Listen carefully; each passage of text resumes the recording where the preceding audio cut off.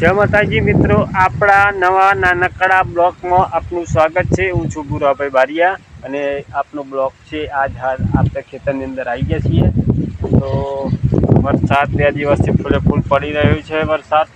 તો જોઈ શકો આપણા ખેતરની અંદર આપણું હથિયાર લઈને આવ્યા છીએ ખેતરની અંદર, એટલે કે તમને ખબર પડી જશે માટે આવી છીએ।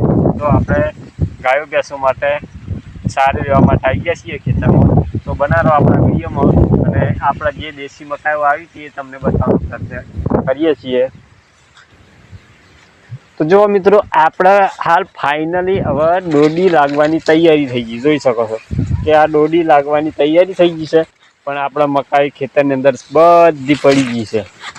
હવે આપણે ખાલી ખાવા માટે પૂરતી જ મકાઈ નીકળવાની છે। જોઈ શકો છો, કેમ કે આ સિઝન તો આપણે ફેલ જ પડી। હવે ચોમાસાની સિઝન ફેલ અને એટલો વરસાદ પડ્યો છે, પાણી જોઈ શકો છો કે ખેતરની અંદર હજુ પણ પાણી છે જો। અને જો હુડ્યું પડી ગયું છે, આ બધું હુડ્યું। અને આપણા ખેતરની મકાઈ એકદમ ટોચી જઈને દોડી લાગી છે। ઓના પાસ પાણી છે ફૂલ।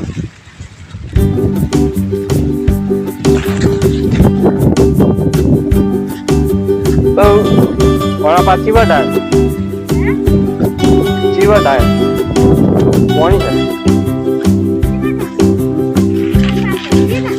કાહે એમ ક્યો જ બાજરી ક્યો હા।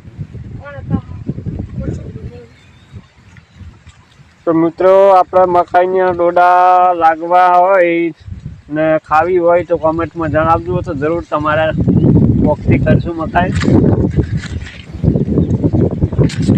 અને આવા નવા વિડીયો આપણા આવતા રહેશે। તો મિત્રો, ખૂબ સપોર્ટ કરજો આપણા વિડીયોને।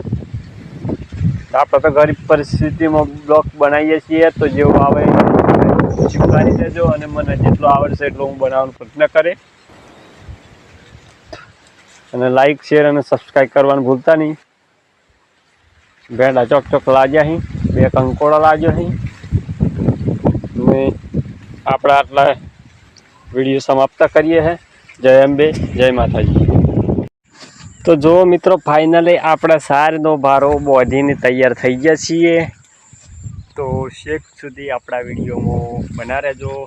અને જો આપણે મકાઈ તમને બતાવવાનું પડશે, આજુબાજુનું લોકેશન જોઈ શકો છો। ખેતરમાં પાણી ભરાઈ ગયું છે, જોઈ શકો જો ખેતરની અંદર ફૂલ પાણી ભરાઈ ગયું છે। અને આપણું લોકેશન જોઈ શકો છો જોરદાર। હું કશું થાકવાનું નથી મિત્રો, આટલી મકાઈ કરી હતી તો એ પડી ગઈ છે। અને જો મિત્રો, આપણે અત્યારે સારનો ભારો બોધીને તૈયાર કરી દીધું છે, જોઈ શકો છો। હવે ચાલો ઘેર બાજુ જઈએ છીએ। તો આપણા વિડીયોને ખૂબ સપોર્ટ કરજો મિત્રો, ગરીબ છીએ બરાબર। તો આવા નવા બ્લોગ વિડીયો આપણે મને જેવા ગમ પડી હવે આ વિડીયો આવશે તો જરૂરથી એક લાઈક કરી દેજો, શેર કરજો, સબસ્ક્રાઈબ કરવાનું ભૂલતા નહીં। જય માતાજી, જય અંબે।